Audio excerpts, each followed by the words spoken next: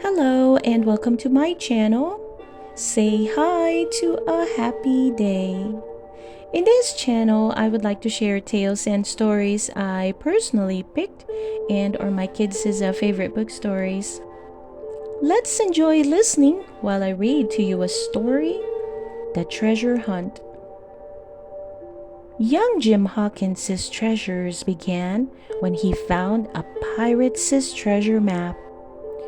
Treasure Island is Jim's account of how he and his friends hired a ship and crew and set out to find the hidden treasure.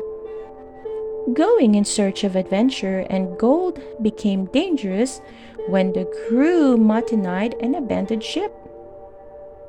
Their leader was Long John Silver, a cruel, clever pirate who had only one leg and carried a noisy parrot on his shoulder. Jim's friends managed to escape and defend themselves in an old fortress on the island. But Long John Silver forced Jim to follow him and the mutineers in their lusty search for the buried doubloons. We had thus far for about half a mile and were approaching the brow of the plateau when the man upon the farthest left began to cry aloud as if in terror. Shout after shout came from him, and the others began to run in his direction. "He can't have found the treasure," said old Morgan, hurrying past us from the right, "for that's a clean atop." Instead, as we found when we also reached the spot, it was something very different. At the foot of a pretty big pine and involved in a green creeper which had even partly lifted some of the small bones, a human skeleton lay, with a few shreds of clothing on the ground. I believe a chill struck for a moment to every heart. "He was a seaman," said George Mary, who, bolder than the rest, had gone up close and was examining the rags of clothing. "Leastways, this is a good sea cloth." "Aye, aye," said Silver. "Like enough. You wouldn't look to find a bishop here, I reckon. But what sort of a way is that for bones to lie? 'Tain't in nature." Indeed, on a second glance, it seemed impossible to fancy that the body was in a natural position. But for some disarray, the man lay perfectly straight, his feet pointing in one direction, his hands raised above his head like a diver's pointing directly in the opposite.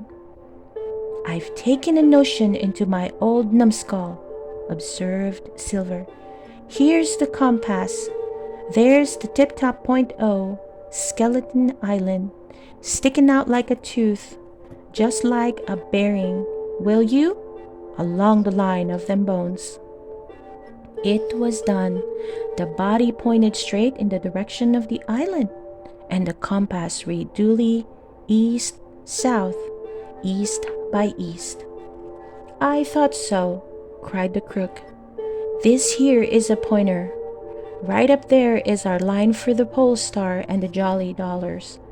But by thunder, if it don't make me cold inside to think of Flint, this is one of his jokes, and no mistake. Him and the six was alone here. He killed them, every man, and this one he hold here and laid down by the compass. Shiver me timbers! Their long bones and the hair's been yellow. Aye, that would be Allerdy's." "There ain't a thing left here," said Mary, feeling round among the bones. "Not a cupboard door nor a basie box. It don't look natural to me." "No, by gum, it don't," agreed Silver. "Not natural nor not nice, says you. Great guns, messmates, but if Flint was living, this would be a hot spot for you and me. 6 they were, and 6 are we, and bones is what they are now. I saw him dead, and these here deadlights, said Morgan. Billy took me in. There he lay, with penny pieces on his eyes. Dead, eh? Sure enough, he's dead and gone below, said the fellow with the bandage. But if ever his spirit walked, it would be Flint's. Dear heart, but he died bad, did Flint. Aye, that he did, observed another. Now he raged, and now he hollered for the rum, and now he sang. 15 men were his only songmates, and I tell you true, I never rightly liked to hear it since. It was main hot, and the windy was open, and I hear that old song coming out as clear, and the dead hole on the man already. Come, said Silver. Stow this talk. He is dead, and he don't walk, that I know. Leastways, he won't walk by day, and you may lay to that. Care kill the cat. Fetch ahead for the doubloons. We started, certainly, but in spite of the hot sun and the staring daylight, the pirates no longer ran separate and shouting through the wood, but kept side by side and spoke with bated breath. The terror of the dead buccaneer had fallen on their spirits. The end. I hope you enjoy listening to the story, The Treasure Hunt. Please don't forget to hit that like button and subscribe to listen to more of our favorite book stories. See you soon!